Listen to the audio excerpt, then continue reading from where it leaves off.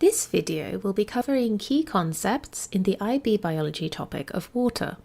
We'll take a look at the molecular structure of water, then discuss how this impacts its solventability and physical properties. These give rise to its use as an aquatic habitat and the processes of cohesion and adhesion, which lead to capillary action. At the end of this video, you should be able to draw a molecule of water and explain how it contributes to biological processes. To understand why water is such an important molecule for life, we first need to understand its molecular structure. A water molecule is composed of two hydrogen atoms, each covalently bonded to the oxygen atom. A covalent bond is a type of bond formed when atoms share electrons. Here, the oxygen and hydrogens share their electrons within the molecule. Because oxygen is more electronegative than hydrogen, oxygen pulls the shared electrons in these covalent bonds closer to itself. This unequal distribution of electrons results in the oxygen atom having a partial negative charge, while the hydrogen atoms acquire partial positive charges. We represent this with this Greek lowercase delta symbol here. Additionally, the water molecule has a bent shape with an angle of approximately 105 degrees between the hydrogen-oxygen-hydrogen bonds. This bent shape, combined with the uneven electron distribution, creates an overall dipole moment in the molecule, making it polar. Since water is polar, water molecules are attracted to each other through the force of hydrogen bonding. Hydrogen bonds form between a negative oxygen atom of one water molecule and a positive hydrogen atom of another molecule. Hydrogen bonds are strong intermolecular forces and help us understand how water behaves. It gives water its unique properties, such as its high boiling point and its role as a versatile solvent. One of the important properties of water emerging from this polar structure is this solventability. Because water is polar, other polar molecules are attracted to it.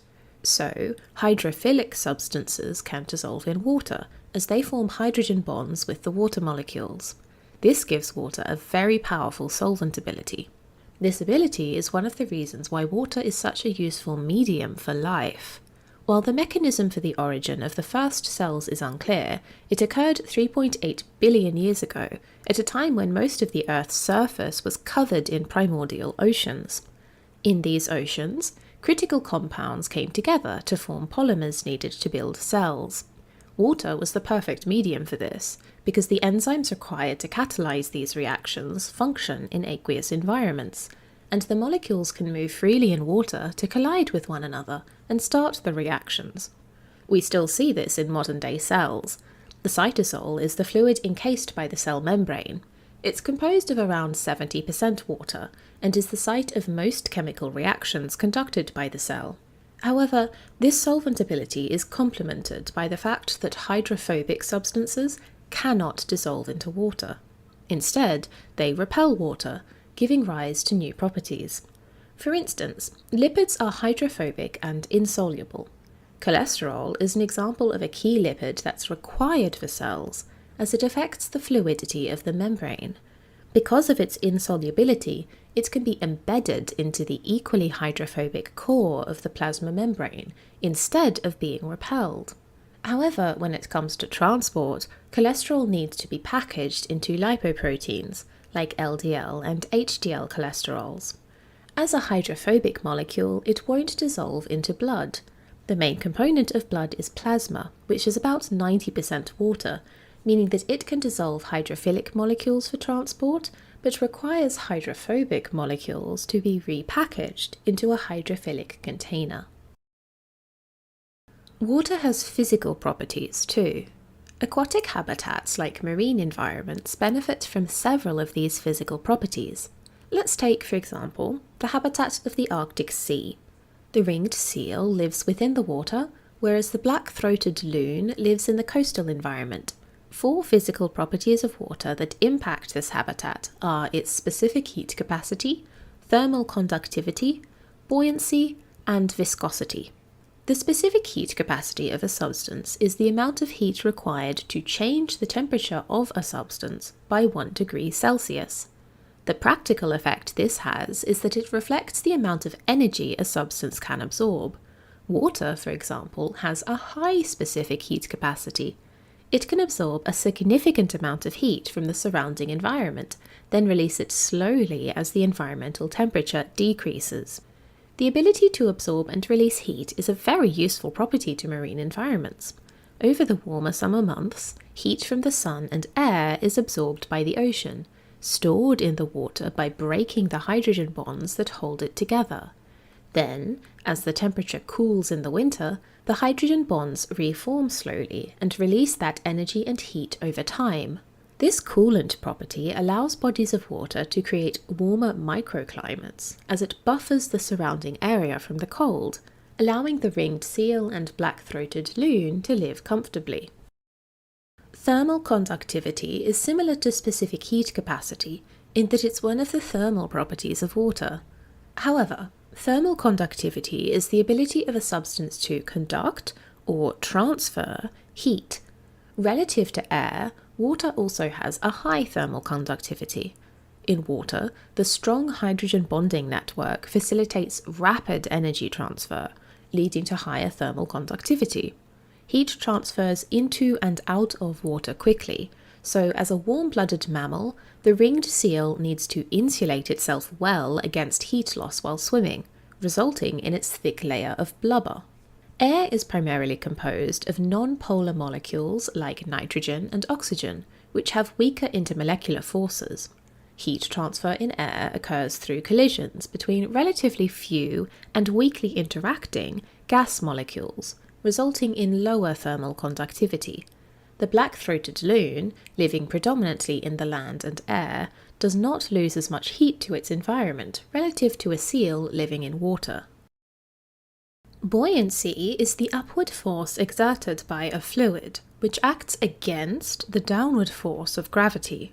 Buoyancy is determined by the density of a medium. Water is more dense than air, so this upward force allows objects and organisms to float in the ocean. This uplifting force therefore allows the ringed seal to swim more easily and spend less energy on keeping itself afloat.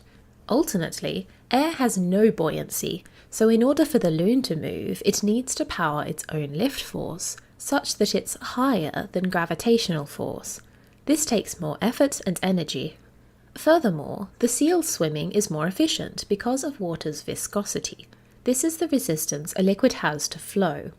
As a liquid, water is viscous, where air is not. So it provides resistance when the ringed seal's flippers push against it, propelling the seal forward. When the loon uses its webbed feet to swim, it uses the same viscosity to its advantage. Relative to other liquids, however, water has a low viscosity, which means significant energy is not needed for organisms to move through water. When we talked about water's molecular structure, we discussed how hydrogen bonds form between the positive hydrogen atoms and the negative oxygen atoms of two different molecules.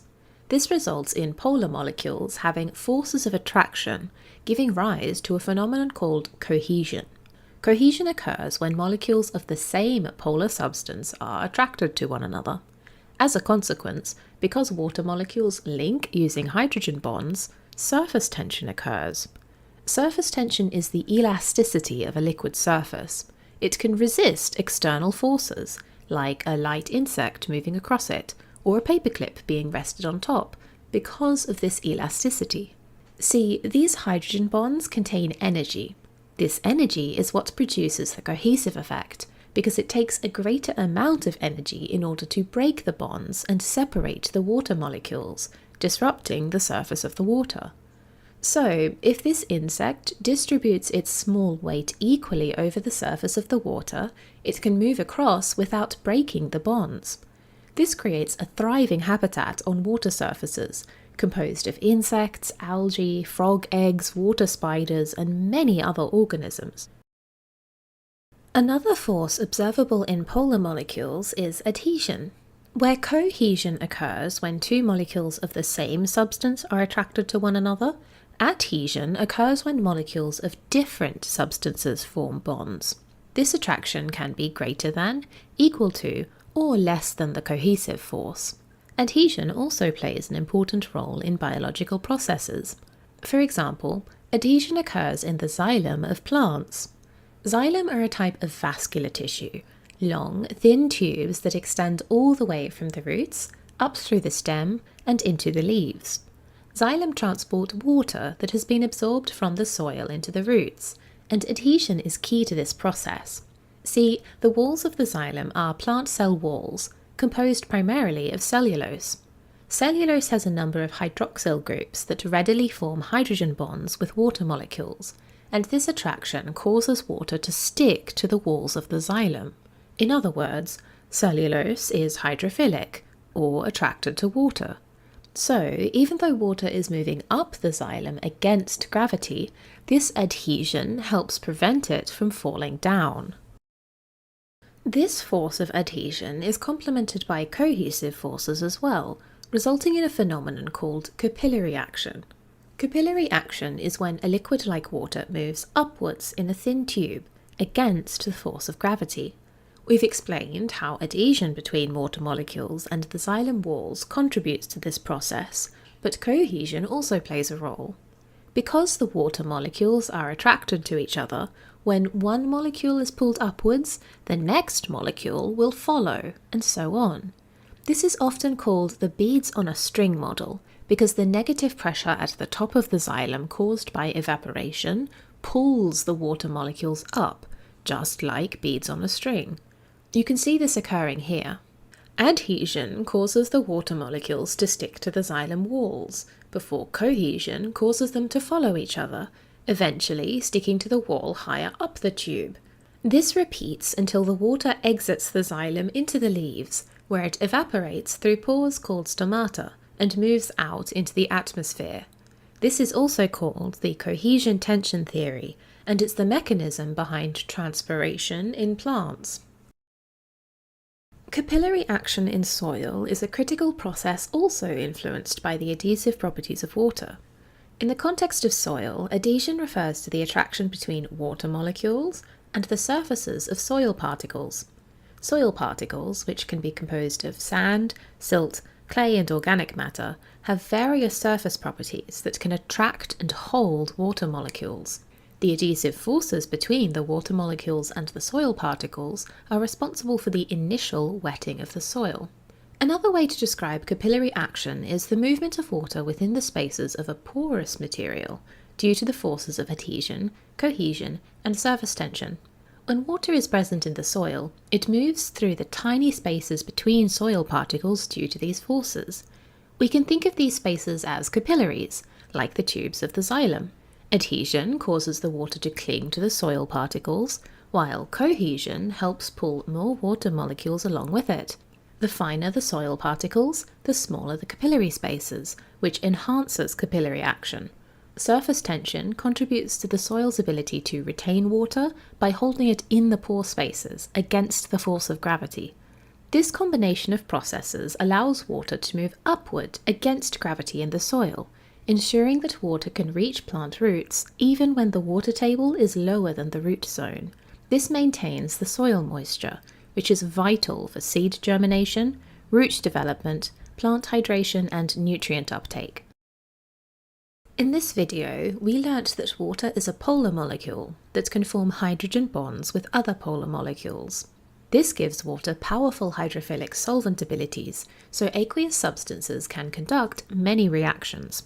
We talked about this in the context of the cytosol in cells. Water has a high specific heat capacity, buoyancy, viscosity, and thermal conductivity, making it an ideal habitat for marine organisms.